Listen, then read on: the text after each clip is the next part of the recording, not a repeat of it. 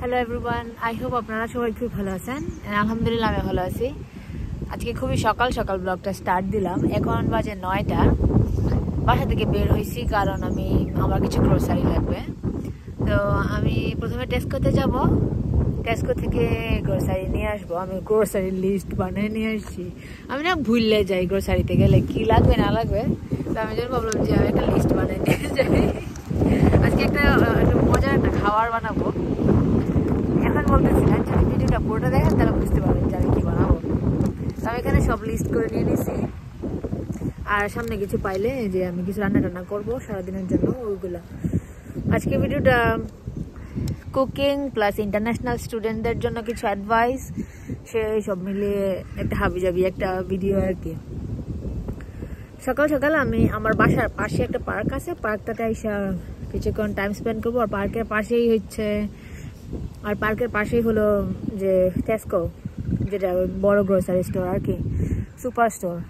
তো আমি ওইটাতে যাবো এই যে লিস্ট অনুযায়ী জিনিসপত্র কিনতে, তারপর ডাইরেক্ট বাসা যাবো। আজকে কোনো প্ল্যান নাই, যেহেতু আজকে অফ ডে, বাট আজকে কোনো প্ল্যান নাই আমার। যে প্রত্যেকটা অফ ডে না আমি কি করি অ্যালোকেট করে রাখি যে আমি এনে ঘুরতে যাবো, ওইখানে ঘুরতে যাবো, ওইখানে ঘুরতে যাবো। আর আজকে ভাবলাম যে বাসায় বসে কিছু বানাই, খাই, তারপর নিজের সাথে টাইম স্পেন্ড করি। প্রত্যেক সপ্তাহে ঘুরতে যেতে ইচ্ছা করে না, তাই না? এই যে পার্কটা আপনাদেরকে দেখে, পার্কটা অনেক সুন্দর আছে, বড়, অনেক বড়। আমার কাছে এই পার্কটা আমি যখন কোথাও না যাই তখন আমি এই পার্কটাতে এসে বসে টাইম স্পেন্ড করি, ভালো লাগে অনেক। আমি জ্যাকেট পরে আসছি, যদিও বাতাস শীতের মধ্যে, বাট একটা অন্যরকম ভালো লাগা। সবসময় কাজ করতে থাকি, কাজ থেকে এসে বাসা থেকে কাজে। নর্মালি এমনই হয়, ফুল টাইম যারা কাজ করে তাদের লাইফটাই এরকম, 9 to 5 জব, তারপরে বাসায়। এর বেশি তারা কিছুই করতে পারে না। সো বেশি কথা না বাড়িয়ে ব্লগটা স্টার্ট দেই। আপনাদের সাথে দেখা হবে সুপার স্টোরে, মানে টেস্কোতে। সেই পর্যন্ত দেখতে থাকুন। And don't forget to subscribe me on YouTube. এই পার্কটা আমার বাসার পাশে। এখন শরৎ শেষ, শরতের পরেই তো শীত আসে আমাদের এখানে। তো শীতের সব গাছের পাতা ঝরে একদম পড়ে গেছে। কিছুদিন আগেও এগুলো এত ইয়েলো ছিল, আম্বার কালারের, মানে অনেক সুন্দর ছিল। যে এই পাশের গাছগুলো থেকেও গাছের পাতা একদম ঝরে পড়ে গেছে। শীত আসলে এরকম হয়। এই পার্কটা না আমার কাছে অনেক ভালো লাগে। মানে আমার বাসার পাশে ঠিক আছে, বাট একটা অন্যরকম ভালো লাগা। প্রকৃতির সাথে টাইম স্পেন্ড করতে সবারই ভালো লাগে, তাই না? আমি জানি না কার কেমন ইচ্ছা, বাট আমার নেচার অনেক ভালো লাগে। এখানে একটা পুল আছে, পুলটা দেখাচ্ছে এক মিনিট। এই যে এখন মনে হয় জোয়ারের টাইম, এই জন্য পানির অনেক স্রোত বোঝা যাচ্ছে আর কি। এই যে এটা এদিকে যাচ্ছে, আর এই ব্রিজটা নড়ে। আর এই পার্কটা ভালো লাগার একটা অন্যতম কারণ হয়েছে অত বেশি মানে ভিড় থাকে না নর্মালি। অন্যান্য পার্কগুলোতে প্রচুর মানুষ থাকে, অনেক কোলাহল থাকে, বাট এই পার্কটা একদম ফাঁকা। আপনি কোথাও একটা মানুষ খুঁজে পাবেন না, খালি আমি হাইটে যেতেছি আর ওই যে দূরে একটা মানুষ জগিং করতেছে। এমন খোলামেলা আর এত নিরিবিলি পার্ক খুব কম আছে। আর লন্ডনে না বাংলাদেশের থেকে বেশি পার্ক। বাংলাদেশে তো পার্কই নাই। আর এদেশে প্রত্যেকটা এলাকায় একটা করে পার্ক, মানে প্রত্যেকটা এরিয়াতে একটা করে পার্ক। এত বড় বড় পার্ক, বিশাল।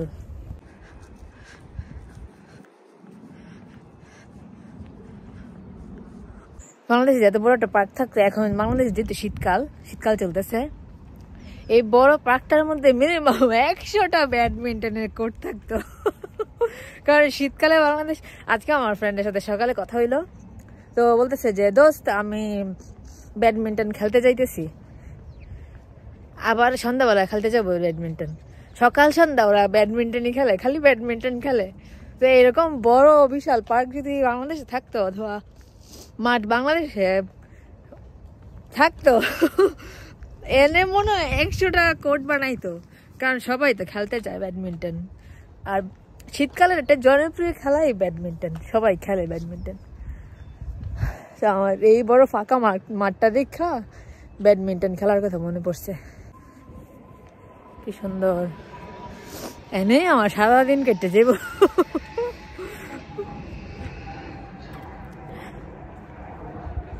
দুইটা কুকুর না এত জোরে জোরে দৌড়াইতেছে, মনে হয় হায়নার মতো। আমার ভয় লাগতেছে।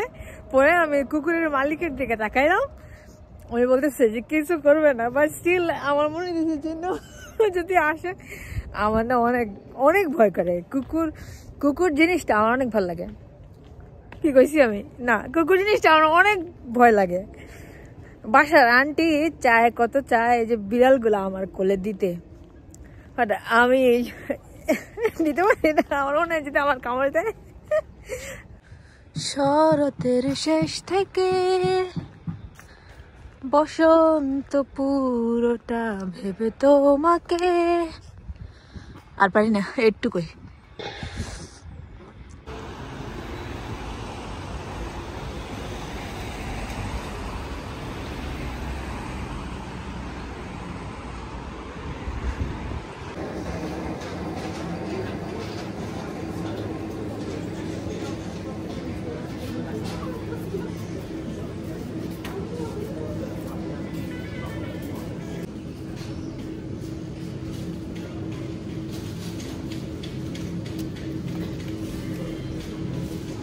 আমার ফেভারিট একটা চিজ মাস্কাপুনে, সুগার আর সল্ট কম বাট ফ্যাট অনেক বেশি।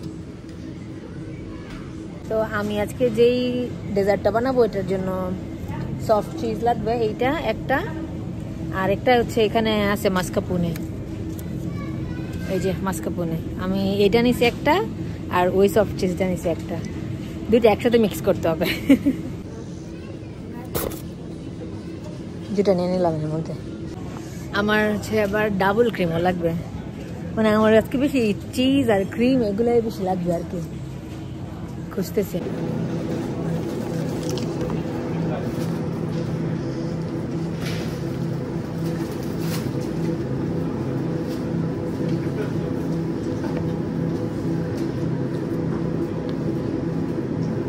না এনাফ ডেট আছে, 26 তারিখ পর্যন্ত ডেট আছে। না না না 2025 এর আগে আমার শেষ হয়ে যাবে। এটাই নেই নাইলে।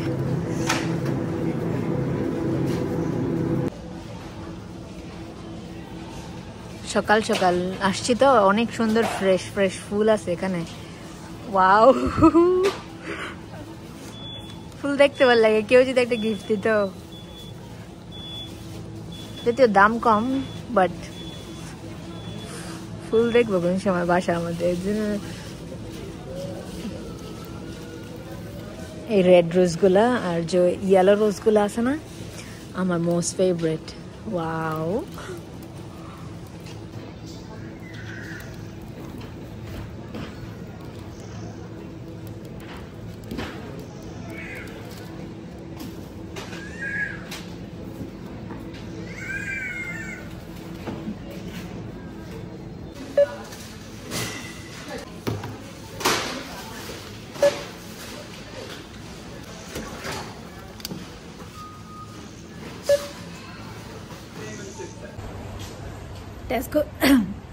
টেস্কো থেকে খালি চিজগুলা নিছি, কারণ আরেকটা শপ আছে, ওই শপে আরো অনেক কম দামে পাওয়া যায়। তা আমি শুধু শুধু কিসের জন্য বেশি দাম দিয়ে টেস্কোর থেকে কিনবো, তাই না? তো ওই টেস্কোর চিজগুলো আমার কাছে অনেক বেশি ভালো লাগে, তো এই জন্য আমি টেস্কো থেকে চিজগুলা কিনে নিলাম। আর বাকি যা আছে তা আমি হচ্ছে আলদি থেকে কিনবো। আলদির প্রাইস অনেক রিজনেবল। যে জায়গায় আমি টেস্কো থেকে 3 পাউন্ড দিয়ে একটা বাটার কিনবো, আলদিতে গেলে আমি 1 পাউন্ড 50 দিয়ে একটা বাটার কিনতে পারবো, সো হাফ প্রাইস। তো আমি এই জন্য অলওয়েজ প্রেফার আলদি। বাট আমি নর্মালি আলদি টেস্কো দুইটা মিলাই করি, কারণ অনেক জিনিসপত্র আছে আলদিতে পাওয়া যায় না, টেস্কোতে পাওয়া যায়। তো সবসময় তার আলদি, বাট নিত্য প্রয়োজনীয় যে জিনিসগুলো আছে, আর ইন্টারন্যাশনাল স্টুডেন্ট হিসেবে আমি সবসময় আমার প্রাইসের দিকে খেয়াল রাখি, যে আমি আবার বেশি খরচ করতে, ইন্টারন্যাশনাল স্টুডেন্ট হিসেবে আমি আবার এটা মাথায় রাখি যে আমি আবার বেশি খরচ করে ফেলতেছি কিনা। তো অলওয়েজ প্রাইসটা আমি কম্পেয়ার করি এই দোকানের সাথে ওই দোকান, কোন দোকানে কোন জিনিসটা কম মানে কম দামে পাওয়া যায় আর কি। তো আপনারা এটা থেকে একটা লেসন নিতে পারেন যে সবসময় এক দোকান থেকে শপিং করা যাবে না। টেস্কো থেকে কিছু কিছু জিনিস কিনবেন যেগুলো আপনাদের ভালো লাগে, পাওয়া যায় না অন্য দোকানে, বা ট্রাই করবেন আলদি, লিডল, স্যান্সবুরি ওইগুলো থেকে কিনতে আর কি। ওইগুলাতে খুব রিজনেবল প্রাইস আর এত ভালো ভালো ডিল দেয়। তো ওই ডিলগুলো আমি সবসময় গিয়ে দেখা ট্রাই করি যে ভালো ডিল থাকলে কিনে নিয়ে আসি।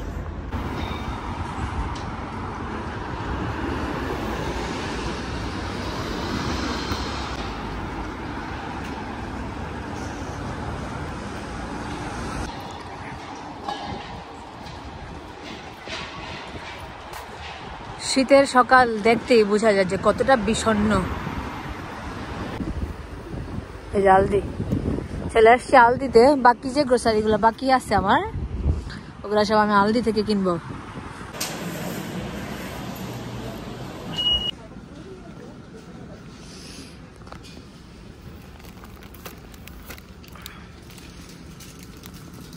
নর্মালি অন্য দোকানে এই বিস্কিটটার দাম হচ্ছে £1.89 আর এনে হচ্ছে 57p।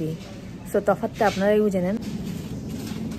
এই বাটারটা টেস্ট করতে হলে $2.99 হইতো, কিন্তু আমি 95p দিয়ে কিনলাম।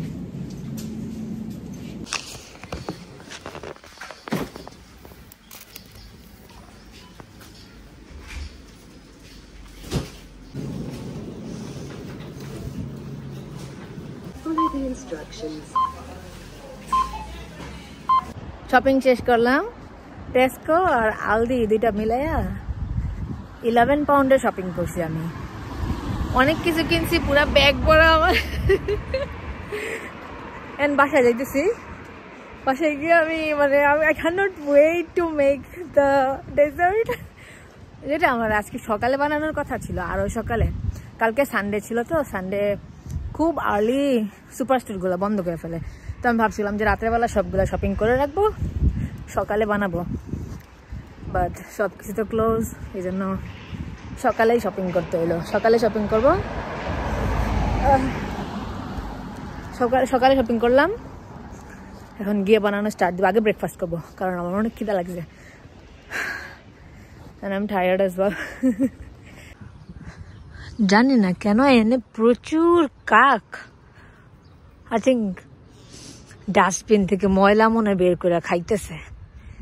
কাকের কাজ একটাই, খালি ময়লা খাওয়া, খালি ময়লা খাওয়া। ইস,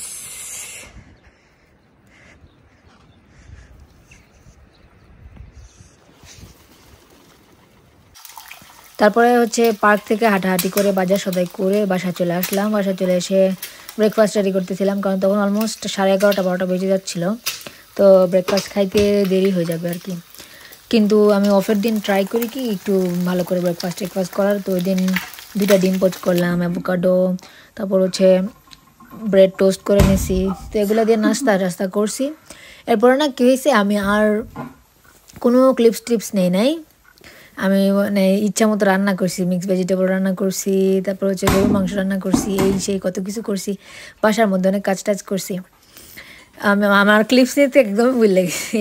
তো আমি আমার যে সকালের ব্রেকফাস্টে যে ক্লিপসগুলো নিয়েছিলাম, ওইটা নেওয়ার পরে আমি যখন ভিডিও এডিট করতেছিলাম তখন মনে হয়েছিল হায় আমি তো বলছিলাম যে সারাদিন কী করবো, ওইগুলার ক্লিপস অ্যাড করবো, বাট ওইগুলো অ্যাড করা হয় নাই কোনো একটা কারণে। আমি জানি না, আমি বিজি হয়ে গেছিলাম, অনেক বাইরে গেছি, আবার গেছিলাম আমি। তো আমি ব্রেকফাস্ট খেতেছিলাম, ওই দিন একটু বেশি হেলদি খাবার খেতেছিলাম। এরকম ডেইলি যদি এত হেলদি খাবার খাওয়া যেত তাহলে শরীরে যে উইকনেস আছে সবগুলোই কেটে যেত। বাট এরকম করে ব্রেকফাস্ট কখনোই খাওয়া হয় না নর্মালি অফ ডে ছাড়া। তো এরপরে নাস্তা খেয়ে বাসার যে কাজকর্ম আছে সবগুলা গুছাইছি, কারণ পুরা একটা সপ্তাহ আমি কিছু করতে পারি না, কাজে থাকি, বিজি থাকি, ইভেন ব্লগ বানানোর টাইম পাই না একটা সপ্তাহ।